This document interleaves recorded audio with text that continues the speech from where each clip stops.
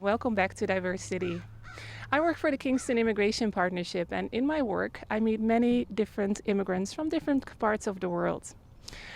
Very often, when they come to Kingston, they would love to eat food from their home countries, but they cannot always access that specific food in our community. Because of that, the Kingston Immigration Partnership is participating in an ethnic food market study. With the study, we are trying to figure out what the specific demand is of ethnic foods in our community. Here at Oak Street Community Garden, Tim Lyon and his crew are already experimenting with growing some of the ethnic specific crops that are in growing demand in our Kingston community. What we're growing here is beans, and I like eating beans that are from close to home, the types that you're often familiar with seeing in Canada, but I also like some of the weird long ones that we can find in some Asian foods. So for example, long Thai beans, which we do in sort of a burgundy maroon color, and also then long green ones.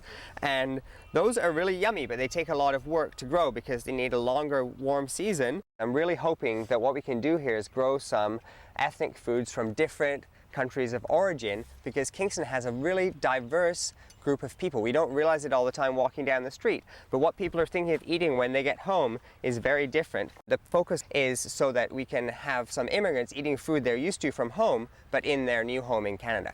We have a lot of different groups participating here, so it's really exciting to have not only a different group, but a group who's going to bring different crops in and have the idea of specifically trying to grow things that are of interest to them that they want to eat. And that's one thing that local farmers have been looking into, is how to grow more of the stuff that people want. There's two different types of Thai eggplant going here, one a purple calliope and the other green with white stripes called kermit, and they're little tiny Thai eggplants.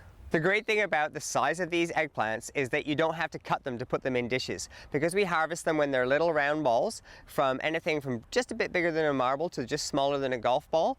You only have to cut them in half at the very most before you put them in the cuisine, and they go straight into some of the Thai curries, where they take, like other eggplant, they have eggplant flavor but also take on some of the flavor of the curry, a bit like tofu would. I'm really looking forward to the bitter melon and to the loki, and these two are used in Indian cooking, and the bitter melon is a bit of a custom taste, an acquired taste, because it's a funny prickly looking thing that looks like a cucumber, but it has an amazing bitter flavor that adds an accent to the dish. There are challenges in Canada just because of the season, the growing season, the length, and also because of the temperatures. And some of these plants are sensitive to the drops that we have at night early in the season, so they need some protection. But also getting the nutrient levels right is a bit tricky when we're not accustomed with the type of soil they would be in, because we haven't seen it. It's hard to adjust to make the situation right for them. So those are some of the challenges, but we have grown them for the last couple of years, and now it's just trying to do it as enough to actually be able to eat through the season, not just like one that succeeded. The shiso you're holding in your hands will grow into quite a nice bush, and it's used a bit like a herb in Japanese and other cooking, where it acts as the flavor.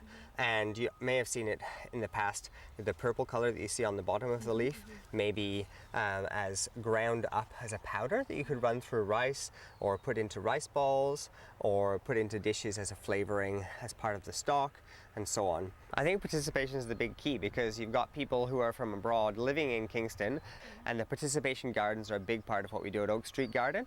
That's why we have several different types of gardens, not just family plots. And I'd really like to see some of the people who are used to eating them and growing them come out and help to do that, so that we can really take care of them with using some techniques they know from their past, and to hear more of the stories of how they're used in cooking at the same time, and also to know when exactly to harvest them based on exactly how they know they're supposed to look and taste at freshness.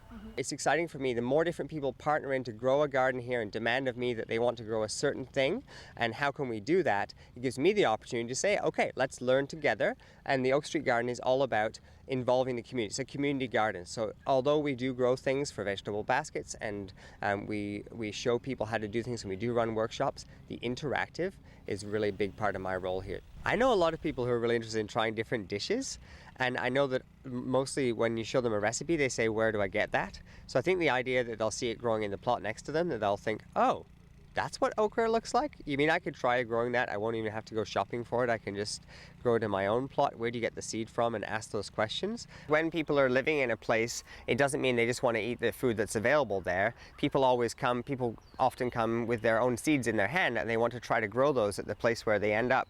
And so for local farmers also to take that on and to accept some of those seeds, or to import those seeds to then be able to grow what people want to eat in that area, I think is a really cool way that there's a partnership, and where there's real food satisfaction in the community when growers and home gardeners together try to grow what everybody wants to eat, especially when it's possible within the climate. It's not impossible, it's just something we haven't thought of. Yeah. And that's where we can really bridge the gap between cultures and all live in a city together enjoying food.